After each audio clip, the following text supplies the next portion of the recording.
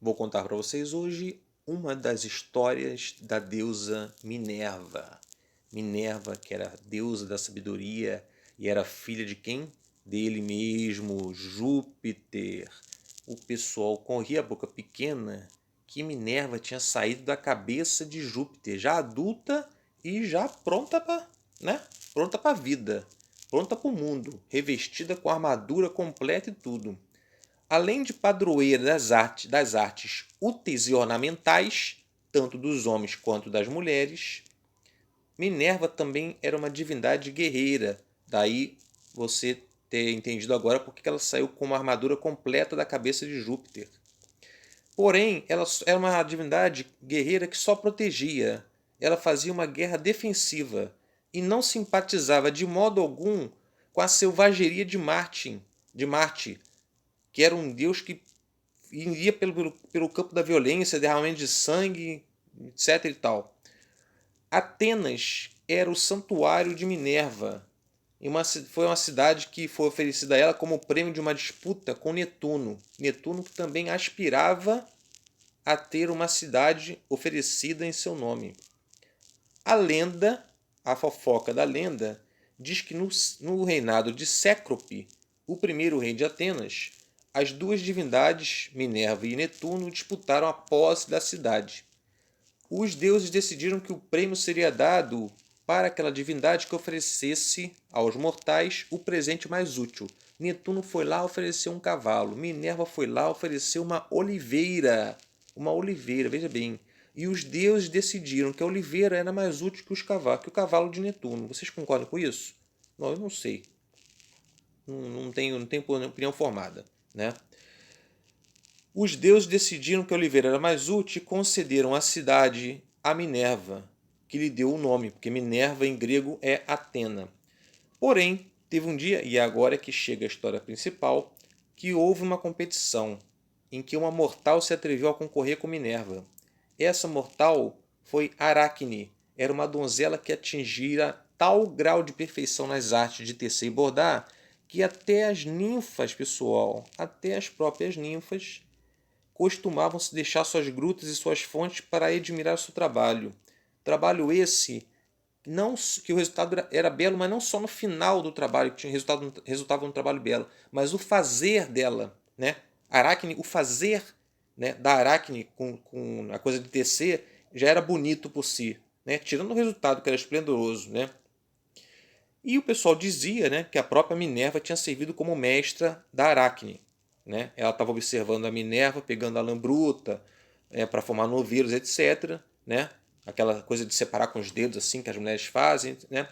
Então ela observou e dizem que a Minerva serviu como sua mestra, coisa que ela negava peremptoriamente. Ela negava, não querendo ser discípula nem mesmo de uma deusa. Disse Aracne um dia que Minerva compare sua habilidade à minha. Se vencida, pagarei a penalidade. Aí ela mexeu com quem não devia mexer, né? Minerva ouviu essas palavras e ficou fula da vida, ficou indignadíssima.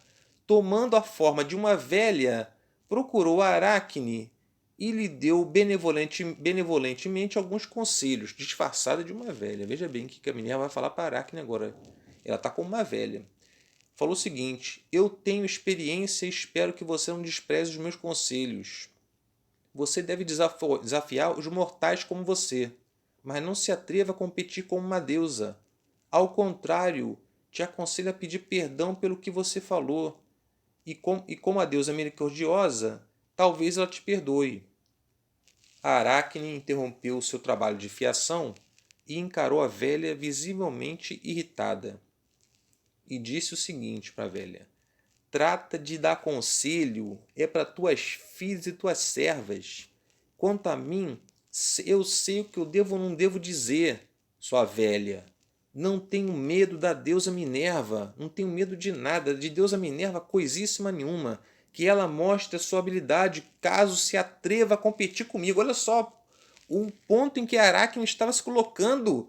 Ela tinha peito essa Aracne pra cacete, né? Peito pra caraca, né? foi que a Minerva disse o seguinte. Aí Minerva ficou, porra, falou assim: ah, não admito esse tipo de desaforo. Minerva disse o seguinte: ela aqui está, livrando-se do disfarce de velha. As ninfas que estavam perto curvaram-se reverentes, assim como todos os demais presentes. Apenas Aracne não se atemorizou. Aracne ficou lá. Na verdade é o seguinte. Ela ficou um pouquinho vermelha com as faces um pouco vermelhas. Depois as faces ficaram pálidas. Mas ela se manteve firme, né? Se manteve firme, levada pela louca confiança em sua habilidade. E enfrentou Minerva. Minerva, esgotada a paciência, já não deu mais novos conselhos para Aracne. As duas iniciaram a competição, cada uma no seu quadrado, mostrando seu talento. Minerva abordou em seu tecido a cena de sua disputa com Netuno. Estão representados 12 dos poderes celestes. Júpiter, com a sua gravidade majestosa, acha-se sentado no meio. Isso é Minerva tecendo, né?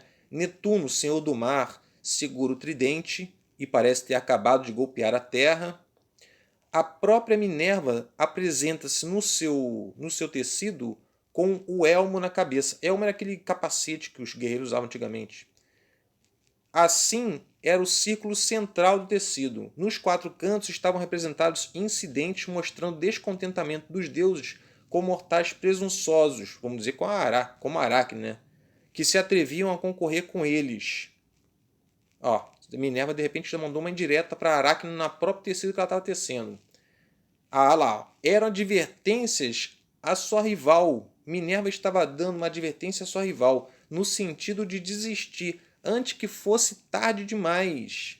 A Aracne, já pelo lado de Aracne, ela escolheu especialmente para seus bordados assuntos destinados a provar os enganos e erros dos deuses.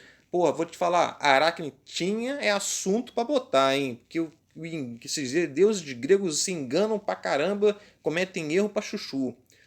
Uma cena de que Aracne estava tecendo representava Leda acariciando o cisne, sob cuja forma Júpiter já se havia disfarçado. Júpiter adorava se disfarçar de outras coisas, principalmente para fugir das suas mulheres e paquerar as ninfas, etc. e tal. Isso aí todo mundo, né? Em outros pontos do tecido, Aracne mostrava Europa iludida por Júpiter sob a forma de um touro. Encorajada pela mansidão do animal, Europa aventurou-se a cavalgá-lo, e Júpiter então entrou no mar e levou Europa a nado até Creta. Tinha-se a impressão de que era um touro de verdade, com tal naturalidade e realismo que estavam representados ele e a água em que nadava. Europa parecia olhar com ansiedade nesse tecido que a Aracne estava tecendo, né? Europa parecia olhar com ansiedade para a praia de onde tinha saído e ter pedido socorro, da onde ela pediu socorro às suas companheiras. Ela se mostrava horrorizada com as ondas e encolhia os pés para afastá-los da água. Esse era o retrato do tecido de Aracne. A Aracne cobriu o pano de tais bordados maravilhosamente bem feitos, mas deixando sua presunção e impiedade bem claras no tecido. A Aracne não deu mole para Minerva nessa competição.